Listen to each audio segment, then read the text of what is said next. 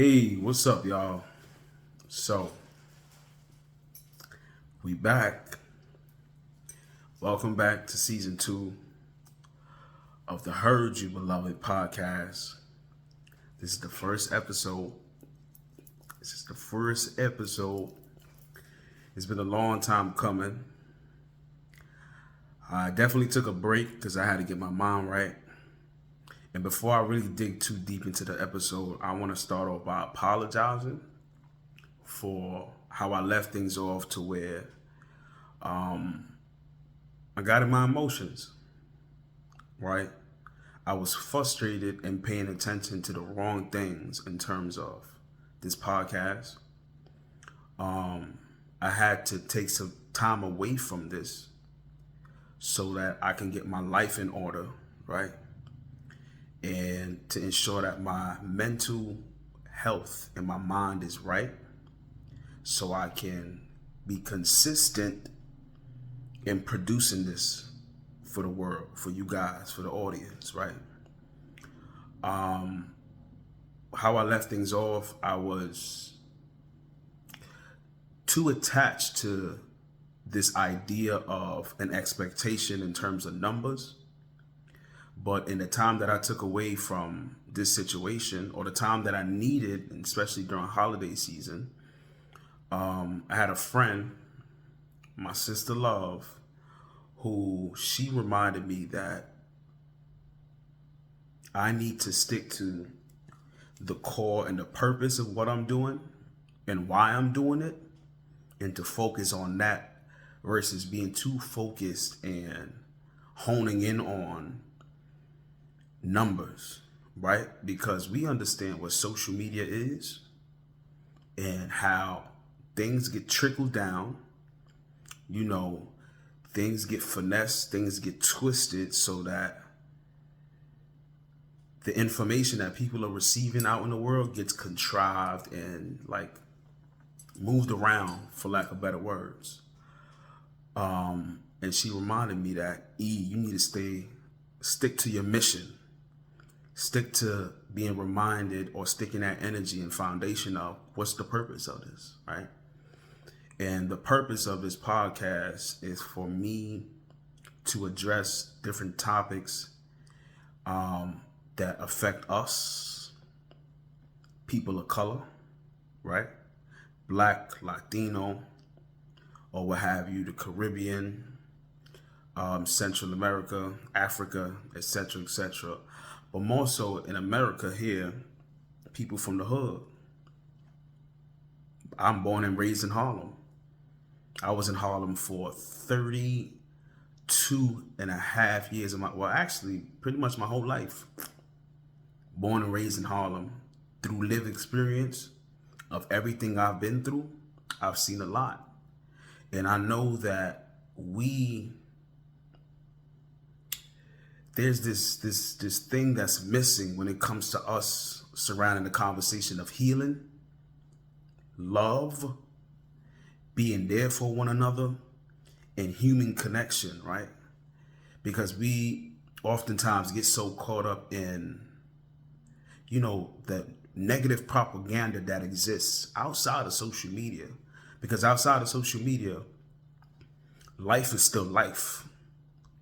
Regular life is life. When you hit the streets, when you're outside, when you're with people, when you're on the ground, with your feet on the ground out in the world and in your community, you know what's really up. And I think that we've gotten too caught up with this thing that I'm recording on right now, the phone situation. We've gotten too caught up in that and have gotten disconnected. But again, my purpose is to address conversations topics that usually are not the topic of discussion. When you sitting at dinner or at a restaurant, on a spot, a lounge, or what have you, not even a lounge, when you're in an intimate space with your friends and family, these are not necessarily the conversations that are being had unless there's trauma or something real serious or bad has happened in your circle. So that's the only time these kind of things get addressed. So I feel like I wanted to utilize my platform and get back to being of service to people, right? Because me, I have 10 years experience as a case manager, a counselor, a workshop facilitator, a circle keeper, a resource specialist, housing, like just a number of labels in terms of the social work field, but specifically dealing with youth and young adults that are in our communities. Black, brown, Latino. La gente, or people that were who I was 15, 20, 25 years, well, 15 to 20 years ago, right? From a little boy or a young adult, a young man, until a certain age, I was out there wilding out, just like a lot of our youth are, because they need that connection, that human connection I was talking about, or to feel like they're being heard. Because a lot of the times, or more often than not, they're acting out because they want love. They want to be embraced. They want to feel like they're being heard and not being talked down to, like reprimanded, versus they want to have a conversation. They want you or us or people around them to listen to them and not talk at them. And I feel like that applies a lot to just us in general, even adults, just people in our community. We want to be heard. Yes, there are systems in place in terms of social construct, social conditioning, and all that that knocks us down. However, what's more important is what we do for each other or with each other.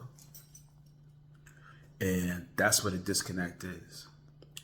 So I said a lot, but again, I want to address these topics. I want to start the conversation. I want to be the vessel of sorts to allow people room to talk about this stuff, to think on this, and just to be overall better people, right? And I use my experience the same way I did when I was in the field as a case manager, mentor with young people. I'm doing it here online, in public, and to the world, sharing my experience with the hopes that somebody who's listening on the other end, listening or watching, will be empowered, influenced, and encouraged to be better, one, and two, to be reminded that they are not alone. We're all dealing with stuff. We're all growing through things. We ain't going through it. We're growing, because everything in life happens for a reason. There's a lesson in any and everything that happens to you. And the Most High won't give you anything you can't handle, right? Everything was already written before you got here. So yes, I understand that emotionally, you may be hurting, you may be in pain, you may be confused, you may feel a type of way. But if you take a step back so that you can breathe, one, and assess the situation, you will slowly but surely see the lesson in that. And that's what you gotta do your hardest to focus on, is what is the lesson in this? Why is God putting me through this? What am I supposed to be learning here? So that you can take that and move forward and just be great in life, right? So now let's get to the meat and potatoes of the situation, of the episode. So today's word of the day, the topic of the episode, to start this thing off, is consistency. The word is consistency. And the Webster Dictionary is definition, and I'm reading on the side here, is conformity in the application of something, typically that which is necessary for the sake of logic, accuracy, or fairness, or the achievement of a level of performance that does not vary greatly in quality over time. The Urban Dictionary definition is acting the same way every time, never changing up on someone or something. So again, word of the day is consistency, right? Following through, getting from point A to point Z, continuing so you get to the finish line, right? And I chose this topic to start things off because I'm living proof that in being consistent, you're going to get results. And if you notice this background, I'm in a whole nother space. And actually, I'm using my mic, my studio equipment to record this. So the audio of this is going to be a lot clearer and better than what it was before. The video, not so much because I'm still using my phone. I didn't get to get my camera, my webcam. So the quality is still, only this episode is still going to be front-facing camera on a phone. But moving forward, it's going to look a lot different, baby. But consistency, right? Doing things intentionally and staying on course so that in the long run, you'll see results and you'll attract what it is that you're asking the universe and the Most High for, right? So with me, that's what I did to get to this point. You guys know, people who have been following this podcast, listening, tuning in, and just watching my platform in general outside of the podcast, because I talk about everything across the board. I'm an open book. I don't hide anything from anybody. And I feel like that's why in a lot of the work that I've done or a lot of service that I've done in the past, I've been able to make connections with people naturally and quick because I'm so honest, real, raw, and uncut. That's what people need, and not to be pacified or you walking on eggshells, being careful of what you're saying to people. Yeah, there's a time and a place for that. However, at the root of that, we're human beings. People need to hear it just like it is, right? And for me, like I was saying, consistent. I was in the shelter system for 3.5 years, from the middle of June 2019 all the way up until 2 days before this year started. I was in a men's shelter system in New York City, one of the greatest cities, that so-called greatest cities that you can live in the world. One of the richest cities in the world, right? But life happened. Life lifed on me, for lack of better words. And I ended up in that situation.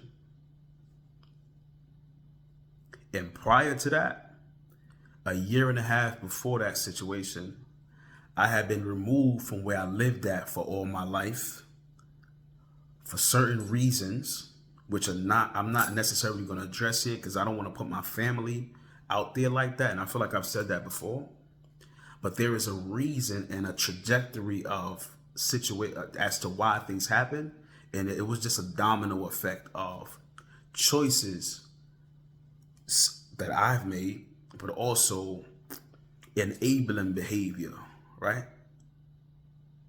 And I'm going to take accountability in that I allowed my space, my environment, my living, my energy, my frequency, everything to exist the way it was, as uncomfortable and nasty, toxic as it was. I was the root of it all.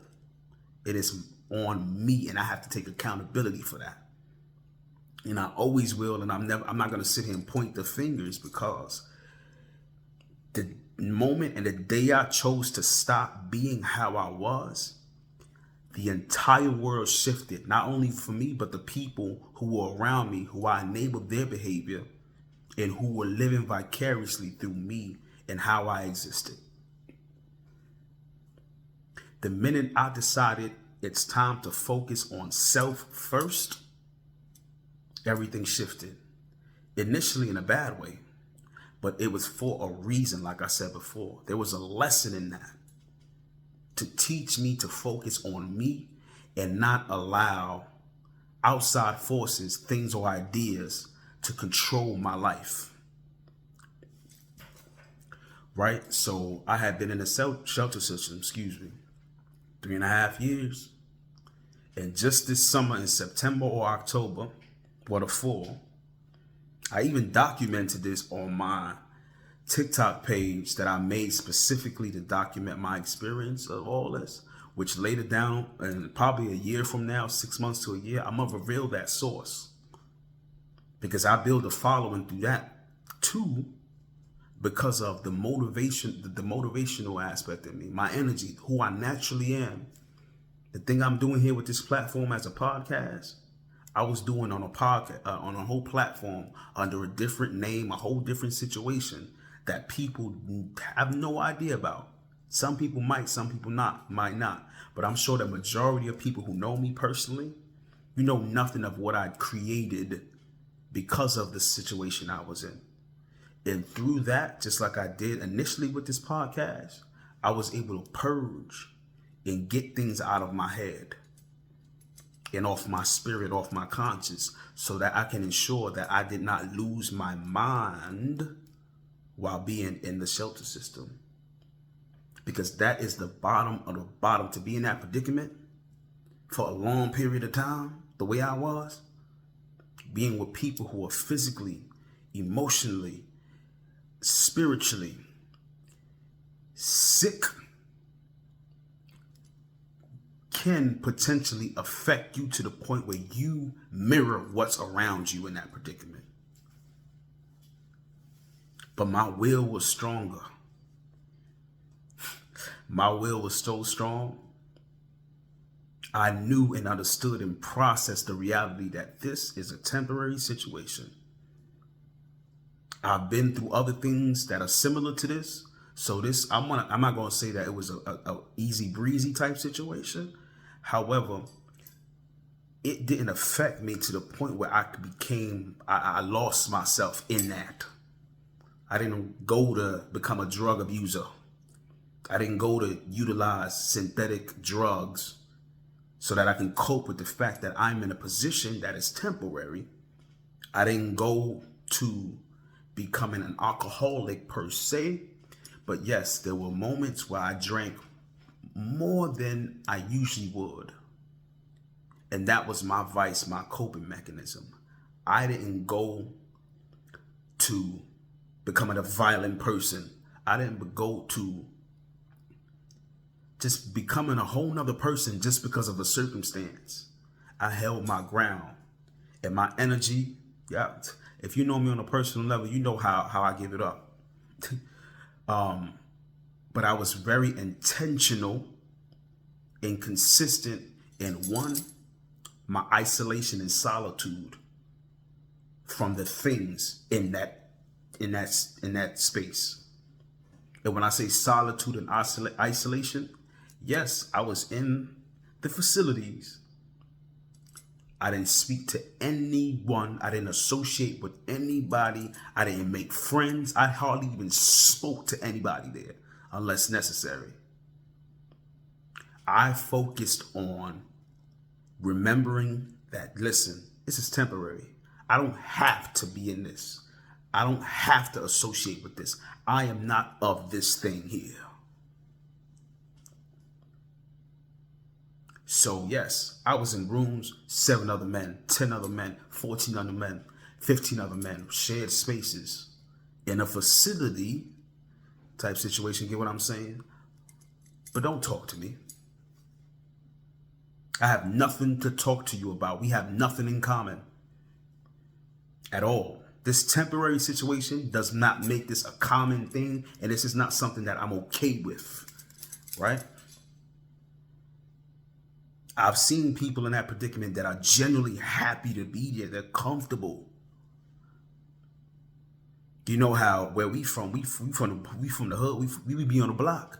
The corner boys, you know, the alcoholics, the drug addicts, and whatever that be on the corner of your building. It was that same exact thing in a facility that's temporary, a shelter. Like, what?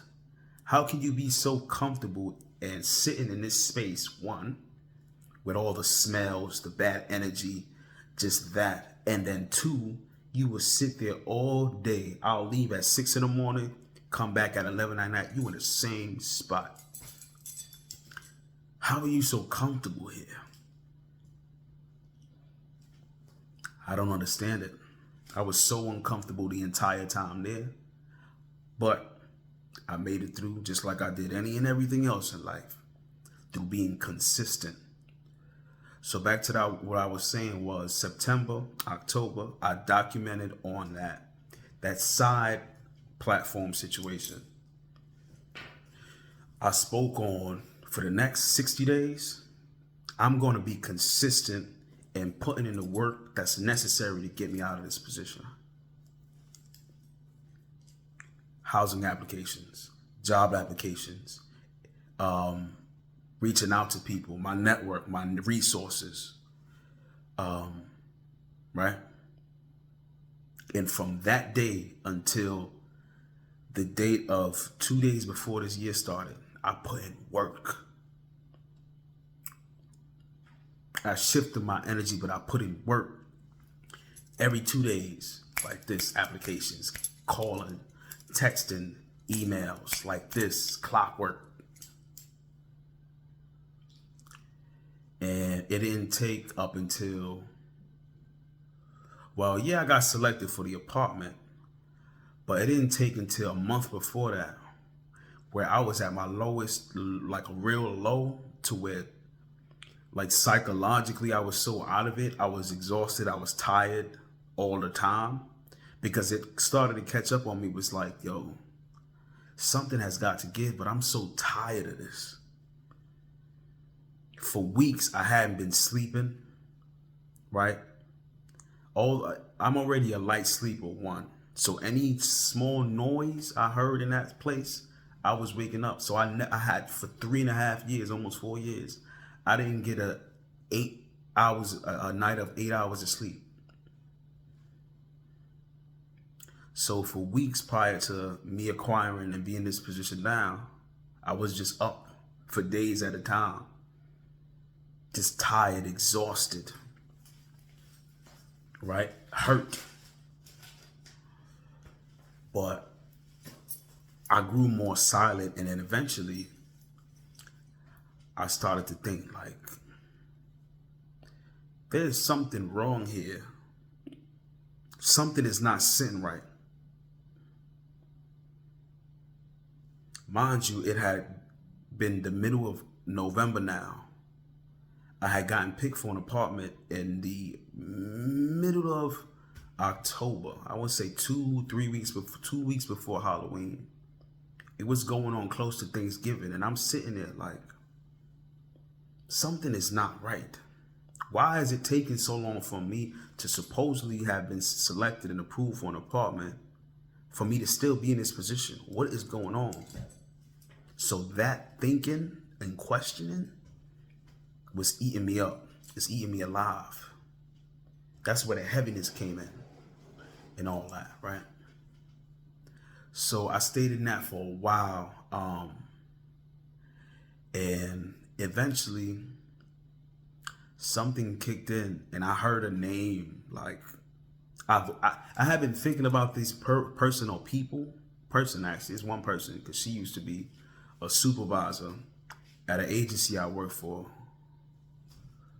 And I thought about her because I knew I had been watching her, or I have familiarized myself with what she's been doing in terms of work. And I started to think, like, yo, if I reach out to Kay, she might know leaders that are in charge of all of this.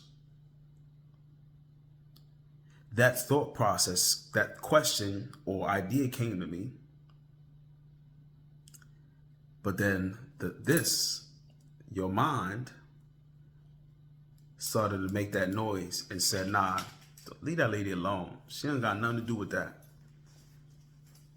But then the other side was like, but she works in that department. She's a director. So I went through that battle, and one day at 3, 4 in the morning, I typed up an email, or I actually messaged her on Facebook and asked her, do you know this person? How can I reach this person or this? We exchanged that information, that energy, and I kid you not, what I had been thinking about for weeks happened within like 2 hours. She gave me certain contact information and I did the rest. And I was consistent from the point of me reaching out to leaders of a lot of these city agencies here, even the mayor, advocating for myself and getting down to the root of why I have been what I use this word intentionally, trapped in that position for so long.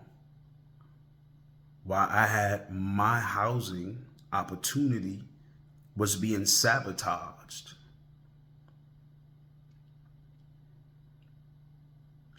And within less than 24 hours, somebody from the mayor's office, somebody from the executive office of the different departments that have to do with, social services, the homeless services, etc., HRA, public assistance, where you go to get food stamps and everything like that.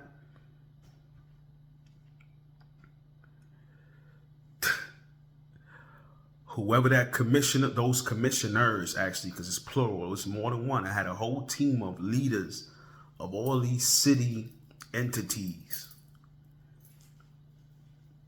responding and putting pressure on a system that's supposedly there to help and assist me not be in that position.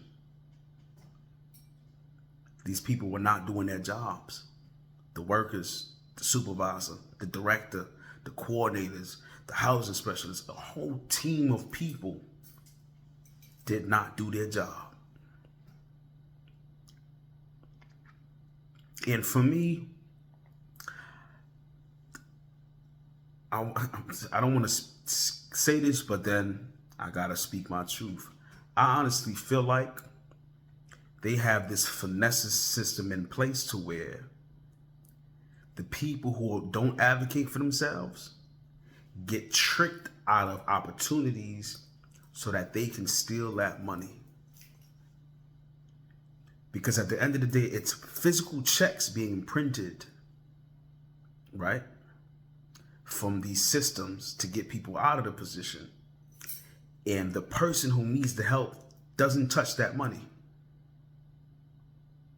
It goes through those people. They go to a certain department of the city, and the city goes to the leasing person or people or business. So look at that pyramid, or that star amount of people. There's like 5, 6 different people outside of you that have to do with you getting a key. So imagine what they can do with that. Type of case notes, write up a whole story as to this happened, that story, this didn't go through, yeah, that didn't go through, blah, blah, blah, blah, blah. Those checks get cashed, but it never touches the people it was supposed to, so that you get your key as the person needing the help, right? But this is not the energy I want to have in this space, right? But come on, man. You got to be serious. Think about how NYCHA is set up. I lived in an affordable housing complex all my life, but it's still 30% of your rent. So across the city is the same situation with almost anybody. Anybody that live in the city is looking for affordable housing, unless you have a decent or well-paying job. I'm not even gonna say decent, where you can pay higher than that 30% of your annual salary, right? Majority of people paying 30% of rent across the city, right? NYCHA is disgusting. I feel they intentionally have a system in place so that people can suffer. Think about your senior citizens. Think about your elders in those buildings or places you live at who you know are, one, probably sick due to natural causes because of their age or for health reasons. But when we got a situation where somebody's living in an apartment, their bathroom, the wall is falling apart, the plastering system is shattering, the pipes are rusted, there's rats, there's roaches, there's all kinds of things, asbestos, everything, all of those factors are expediting the deterioration of these people. For me, I'm sorry to say this, but I feel like it's intentional. They do this thing intentionally. Think about it. You put those ticket orders in for your repairs. You go years, months, weeks to even get a response. Not for the thing to be taken care of, but to get a response. And yeah, they use this excuse that there's a backlog, blase, blase, blah, man. This is the greatest city in the world to live in. The richest city at that. Why aren't monies being put in the right places to help people who are actually suffering? But that's a whole nother conversation. But let me get back to the consistency. Within a week of that first email I sent to the commissioners and the mayor's office, the commissioners of these departments and the mayor's office and the mayor, I got my keys to my apartment. Within 7 days from that email, because of things that I did, and I was consistent in knowing that I did not belong in a position and there was something wrong and there was things that needed to be done outside of me that I could not myself do. So I was consistent in my approach to advocating for myself and getting out of the position. And what happened? In 7 days, I kid you not, a Thursday to a whole nother Thursday, I had my keys in my hand. You see how that works? You see how, like in the Urban Dictionary definition, acting the same way or never changing up or switching up on something, or doing things that's necessary for accuracy and fairness. I was consistent in wanting things to be accurate. You say as a worker that you did this and this is the process or this is where things are at. I don't believe you. Nothing about anything, your spirit, your energy, your approach, your demeanor, the way you speak, the way you're going about it is telling me that you're telling the truth. And they weren't. There was so many loops and things, so many things that went through the cracks. But my intention, my gut always steers me right. And I knew something was up and I got the answer that I needed to. And by the grace of the Most High, things worked out in my favor because I was consistent and intentional with what it is that I wanted, right? Intentional about the way I went about it. Yes, I am a force when I know something is wrong and people are trying to play my intelligence. You get a different side of me, but I'm mindful of how I approach people because my temper can make me become somebody that I don't want to be. So when I start to grow silent and you see me say, for example, which is one of my coping mechanisms, I either say, I'm fine. Okay, you got it. Sure. When I start to speak less and just yes you away, know that I'm working. There's a whole system of something about to happen with with the situation. Let me put it that way. There's something, there's a play being made, like in football. There's a play being made because, okay, you think you can play my intelligence? Watch what I'm gonna do. And it works in my favor because I'm very meticulous and strategic about how I go about things or how I approach things, if that makes sense, right? So, and I'll just use this second example and do my best to end this sooner than later. But with consistency, I feel that a lot of the jobs that I've had in the realm of youth development has been because of, one, my natural ability to do what I did in that field, which was to be there for young people, coach young people, ensure that young people feel like they're heard and that what their needs are were being met by way of what I was able to do in my positions, right? So my approach in that and my reality of actually wanting to give that to these people and not just taking a job just for the sake of money, me being actually passionate and wanting to be of service to people. My resume was what it was. If you look at my resume, you would think like I was 50 years old. But also you would think that I have a master's or a doctorate degree in all these different fields and all these different disciplines. But no. I'm just a person who genuinely wants to help people or be of service to people, right? And a lot of these positions that I've had in the past, full-time case manager, full-time job development specialist, full-time life coach, full-time this, that, and the third, which required a 4-year degree or a master's degree, I got by being consistent and clear about my ability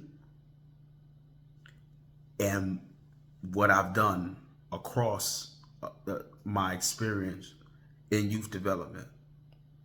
That being consistent and the results speaking for itself. I feel like me being consistent about the language I chose, my approach and just my natural energy allowed me to consistently obtain positions or things that with other people was not the case. But I feel like real recognize real. And with saying very little, you can already tell who a person is by their energy, their approach, and just their overall demeanor. And those were the things that allowed me to get jobs, which are career-based, because think about it, you're earning 40, 45, 50,000 plus for these full-time positions if you had a degree. I don't have a degree. However, I have lived experience, one, which makes me able to relate to these people who are needing help. And two, my resume speaks for itself. So either you're going to allow this prerequisite of a piece of paper to be a determining factor on whether I do or don't get this position, or you're going to do what you actually can do and put me in a position to be of service to these people. Because the reality of it is, a lot of these people, agencies, organizations, nonprofits, they can make it work so you get that job that you're looking for. Let them play with you if you want. Tell you, you have to have a degree. There's nothing I can do about that. That's not true. And even with that reality, right? in doing the type of work I've done, which is now labeled as a credible messenger, right? A person who is looking to give back, be of service to their community, but utilizing themselves as a vessel to one, share their experience and guide people who are coming behind them or dealing with similar situations, and guide them in healing, and just guide them into the point of healing, or coaching them in how to deal with those situations, so that they can be better. And in that, over time, this whole movement of credible messenger exists now today, right? Where people who apply for these positions, off the back, I believe the number is 48 plus, over 48,000 in that particular position. If you take that role, that is the minimum starting salary in those positions. Because people like myself and my other elders who have that power to do so and request it from the city, the mayor, etc. Because this is a nationwide thing. This is not just in New York. This is a thing for violence prevention, gun,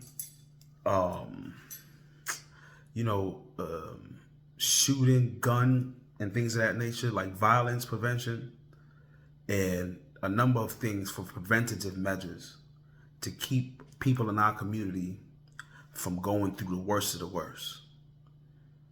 And they're putting people with lived experience, people who've probably been in prison for doing whatever situation, people who've been in foster care, people who have dealt with substance abuse and are now, offering people healing. These are positions now that exist where people are making money, real money at that. And people are rightfully being paid for what they do for the people. We fought for that reality, which I think is amazing. Because when I started in the field, I always yearned for this or questioned why that wasn't a thing. Like with teachers, why are teachers so underpaid when they're shaping and molding the minds of people who are going to be the ones that change the world? Literally, our doctors, our scientists, our researchers, our medicine men, our herbalists, the people who are bringing us food, the people who are taking care of our elders. Why are the people that are helping mold those minds from infancy or early childhood, let me say that, why are they so underpaid? But like I said before, the system is intentionally made this way for a reason. When I was talking about that other situation, this is on purpose, I feel, right? So again, in my consistency of what it is that I believe my calling was at the time, I was able to acquire jobs that are career-based, without meeting all prerequisites, right? So, yeah, man, being consistent will get you places.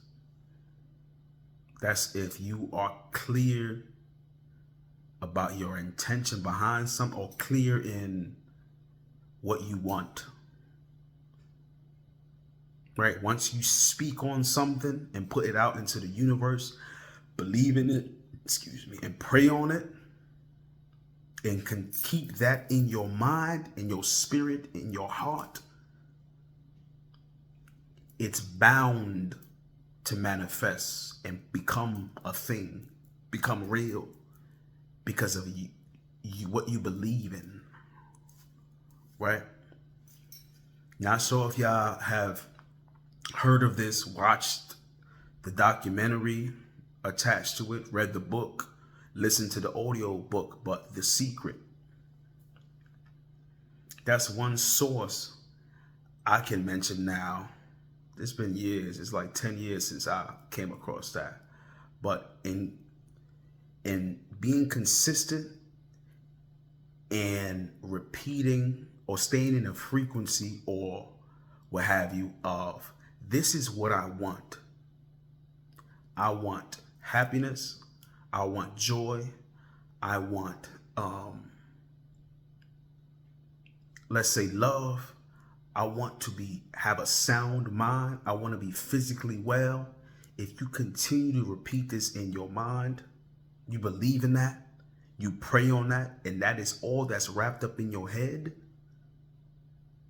based off of how you approached that thinking, and you bring it out into the world, you verbalize it or you write it down, it is going to come true. That's just, in layman's terms, it's gonna become true. Or in terms of spirituality, it's gonna manifest, because the universe is bound to meet you where you're at. You know that vision board situation when they say at the top of the year, do a vision board? From the act of writing something down and your intention, your spirit and your heart, your mind is focused on, these are the things that I want. And you constantly looking at this vision board. I want this. I'm going to get this. I'm going to work for it. This. The world is going to meet you at your feet. And that thing is going to become real. So be clear in what it is that you want. Be consistent in having that in your aura, in your space, in your mind, in your thinking, in your way of being, in your way of speaking, in your way of talking, in your way of walking. Everything, it is going to come true if you, one, put in the work, obviously, but if you are consistent with to getting to the finish line from point A to point Z. This is what I want. I am open and willing to do the work. Once you program that type of language and thinking into your mind, watch what'll happen. Watch what will happen. And I'm living proof, because I've done it all of my life. Yes, I've been caught up in being emotional about stuff, being frustrated.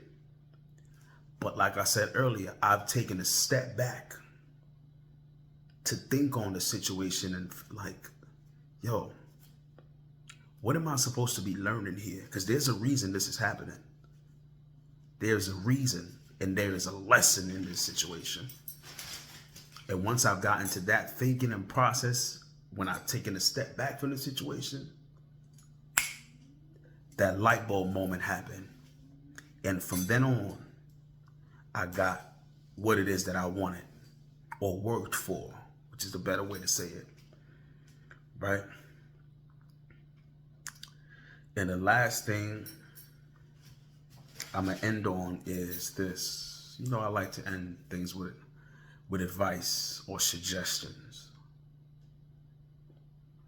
One, take it easy on yourself. Life is not easy. When things happen for you, not to you, it's for a reason. Like I said earlier, all of this that you've gone through was already written before you got here. And I'm speaking on a spiritual sense now. Because y'all know I'm a very spiritual person. Yo soy hondureño. We're grounded in African tradition and spirituality and all that. So I am in tune with something that doesn't even need words. But if you understand, if you know what I'm talking about. Be easy on yourself. Take it easy on yourself. Yes, things may get hard, but do not give up. You have to stay on course. And again, be consistent. Be consistent. You might get knocked down emotionally. Physically, you might just be so angry, livid to the point where you start to see red. But do not give up. When you experience those moments where you feel like you're suffocating, your chest is tight, you're lost in trying to understand it, don't try to understand it, if that makes sense. Like, don't think too much on it. Take a step back and look for the lesson in the situation. Because there's a reason for everything. You just got to have that eye or ear to either see or hear what's actually going on. And eventually, things will make sense and things will happen for you. You're going to receive your blessings if you be consistent.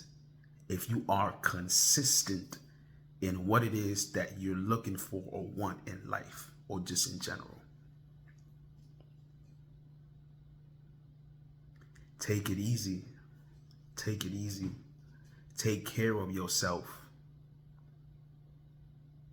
Take care of yourself and take care of your mind. That's the biggest thing out of everything. No matter what happens to you, try and ensure that you're keeping this intact. You have to keep this intact. You have to do things intentionally so that even if you go left, you come back to center, you come back to yourself so that you can focus on the task or the mission at hand and you grab it and accomplish whatever it is.